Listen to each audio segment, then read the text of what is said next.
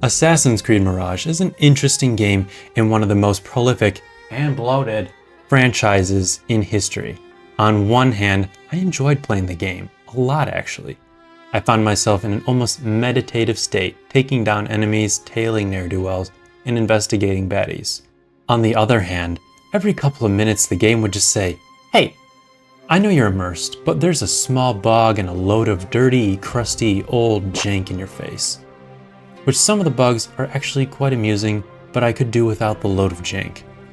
One minute, Basim is running like an alley cat through the streets of Baghdad, and then the next, he can't climb a 5-foot wall or just long jumps across a river.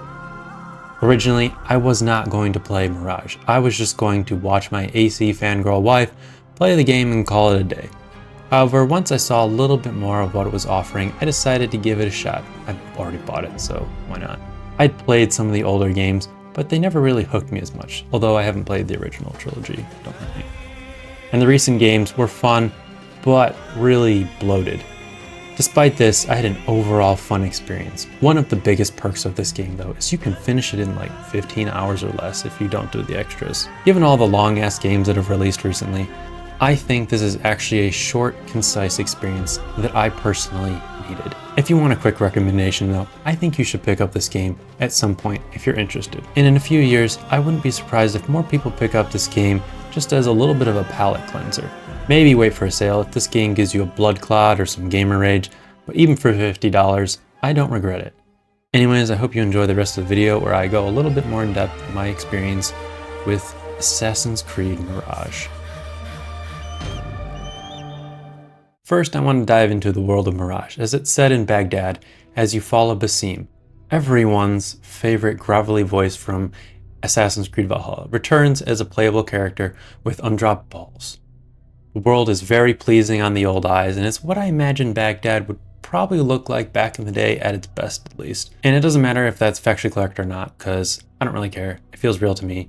It's an excellent setting for Assassin's Creed, and it feels like a mix between Origins and some of the older games in terms of settings and visuals.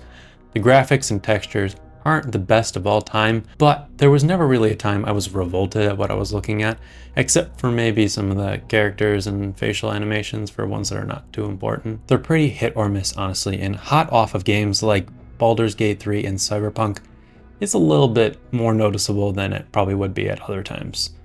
But still, halfway through the experience, I didn't even notice or care, and by the end, it was something I'd even forgot about as an initial complaint about the game. And if you're going to stare at each pixel, this probably isn't the game for you, but I played it on performance mode on my PS5 and I had really not many issues. The game ran at like 60 frames per second from beginning to end.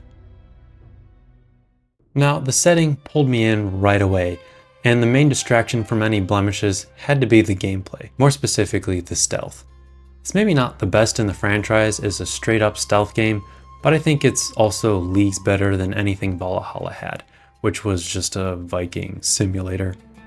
You get a lot of tools at your disposal, and admittedly, I stuck mostly with the knives and darts with a little bit of smoke bomb action, but I actually didn't even bother to unlock the rest. Once you get the tool set that works for you, you're probably going to stick with that. And once you get to a mission area, everything was pretty fluid. Taking down enemies is satisfying, and moving through the fort style areas is as well.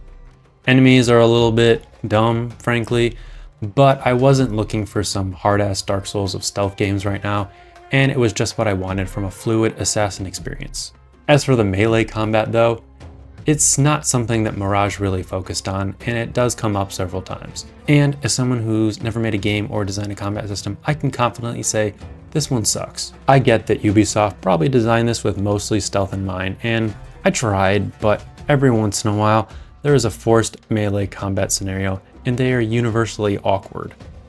Or at least not as good as they have been in some of the recent titles. And I have had to dodge several controllers during these scenarios watching my wife play. She does not approve at all. And if you're looking for a pure stealth game, this might annoy you a little bit.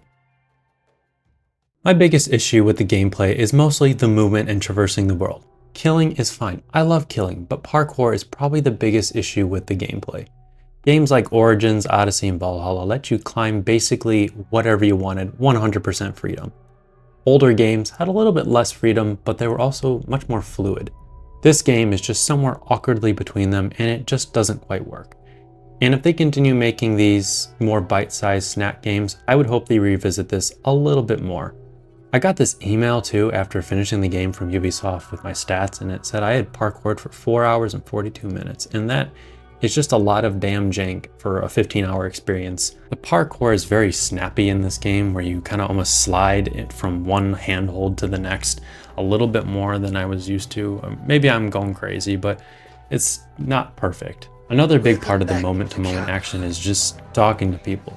And you know, that's scary, and I kind of think that Basim agrees with me a bit there, since there are so many times where the game wouldn't let me talk to the NPCs unless I looked at them from the right angle.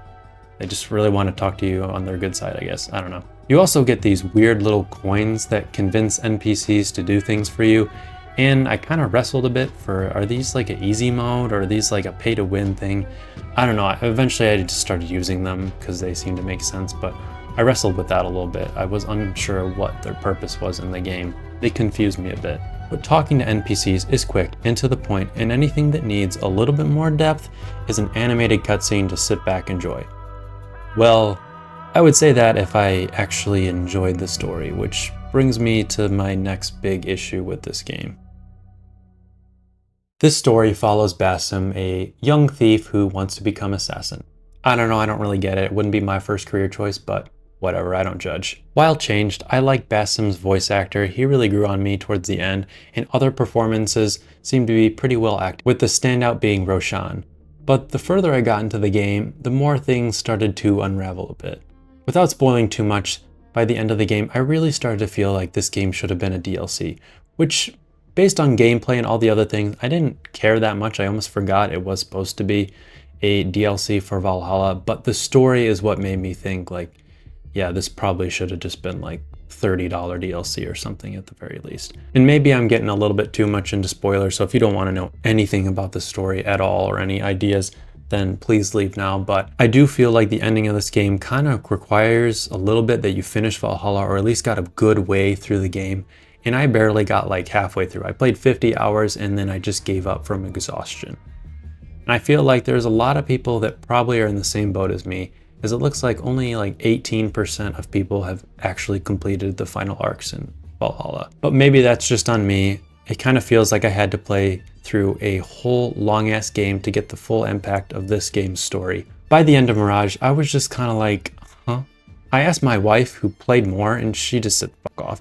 So I had to consult the humble YouTube for an explanation of the ending. And in the end, the story was probably the weaker part of this game for me, but it wasn't outright offensive or insufferable like some other games. And I think for the most part, you'll probably at least enjoy some parts of it, and you'll find favorite characters or favorite moments in the story that are cool and memorable. Ultimately, Mirage is a game that I needed as a palate cleanser for all the games that have been currently releasing lately. After playing a bunch of hardcore RPGs and gearing up for some other big hitters this year, I really enjoyed this, and it's what I needed. The world and flow state of assassinating enemies were the biggest high points of the experience for me, but frankly, I'm glad it was only 15 hours. If it had been any longer, I think some of the weaker aspects of this game would have really grated on me way too much.